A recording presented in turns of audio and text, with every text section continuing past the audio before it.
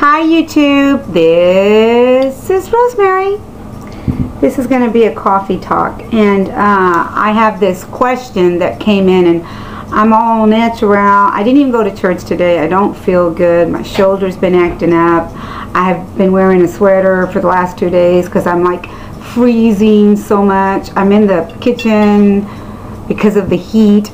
I have the oven on because I'm grilling a chicken. Anyway, I don't need to tell you all that. I just am excusing myself for looking like this. I haven't done Proof Weight Loss Surgery Works. I haven't gotten the question yet, but I will. And when I do, you know, Wendy's a very busy girl, and she does all she can. So let's give her a break. Before I start, I just want you to know that this question is very personal, and I'm going to answer it the best that I can, and it's for someone that was abused and found abuse in her life, and I'm not going to reveal how or anything like that, but I am speaking to her, and if this touches someone else, you know, then God bless you. This is the question she asked after writing a very long letter, and I can relate, honey. I can relate. And but the question was this: what I want to ask is, how were you able to stay strong and grow up to be such a good person? Of course, she wrote a lot more, but basically that is the question. She's having to deal with a lot. And as a Christian, I literally gave my life to the Lord at 9 years old. And I know a lot of you are not Christians, and you know, it's your, you know, your option to turn it off right now. But I remember a verse that was taught to me in Sunday school, and it went like this, and it's in Joshua 24:15, and I'm sure everyone knows this one. It's also written in so many picture frames and stuff, but it's but if serving the Lord seems undescribable to you, then choose for yourselves this day whom you will serve. But as for me and my household, we will serve the Lord. I could have probably given you a lot more scriptures, and I probably will.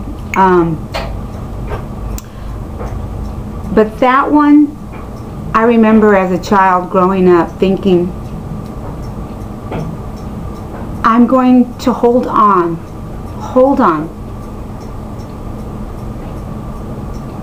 to the faith. Hold on to, even though things were happening in my life, and I cannot describe, nor do I want to describe what I went through. I felt as if I was going through it alone, of course, and I wasn't. But at the same time, I knew I was coming out of it. I don't know how to describe it to you. I really don't. Other than I knew that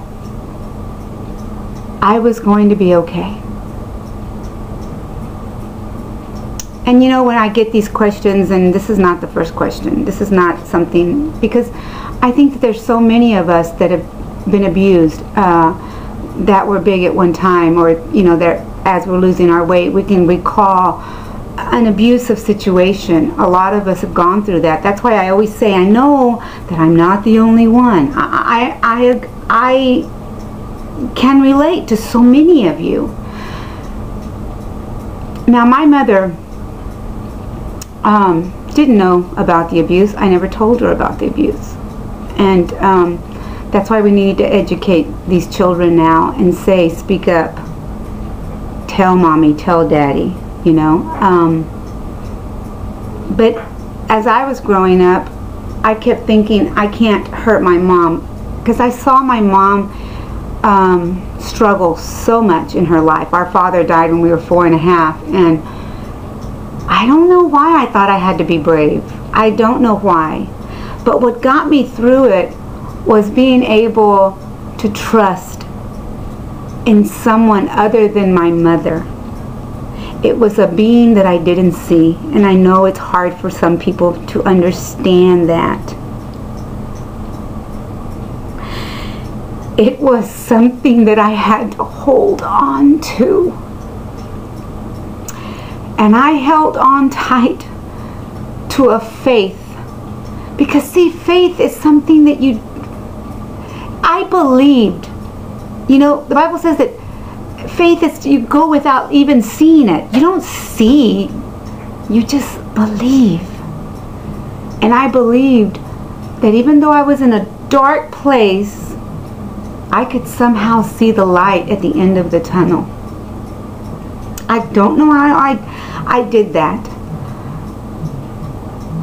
I felt angels around me. I know that's hard for people to understand. That's why I am putting myself out here right now for you. I can get ridiculed for this. And I've only expressed this to certain people on YouTube.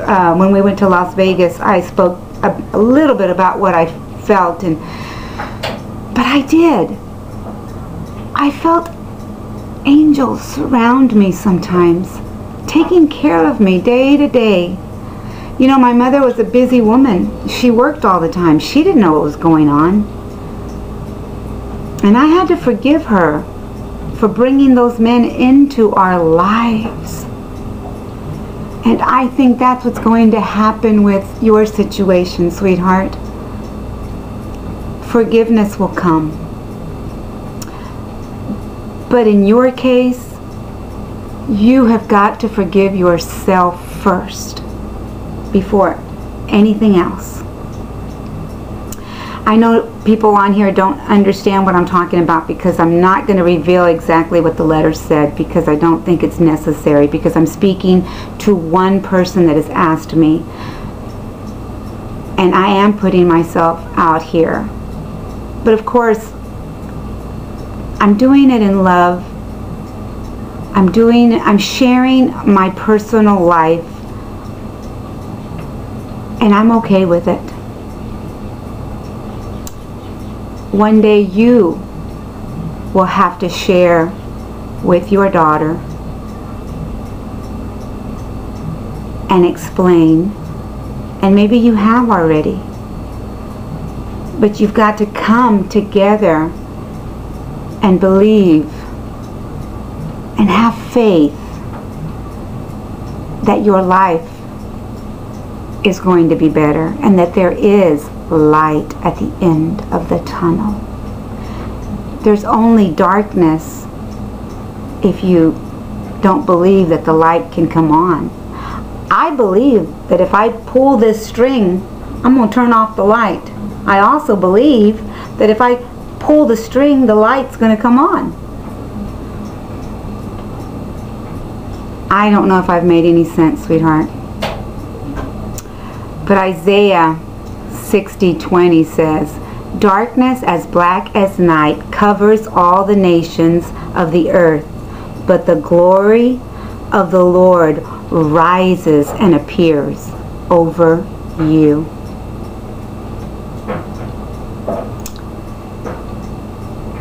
I pray blessings over your life, my friend. And you too will walk again. And as far as your daughter,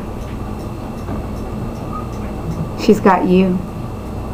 She still has you. And both of you together will get through this. And the Lord will rise and appear over you. The Lord rises and appears over you. May the light of God shine upon you. I love you. And I'll be back. Bye for now. I hope I answered the question, sweetheart. I know I was all over the place, but I will continue to pray for you. Bye for now.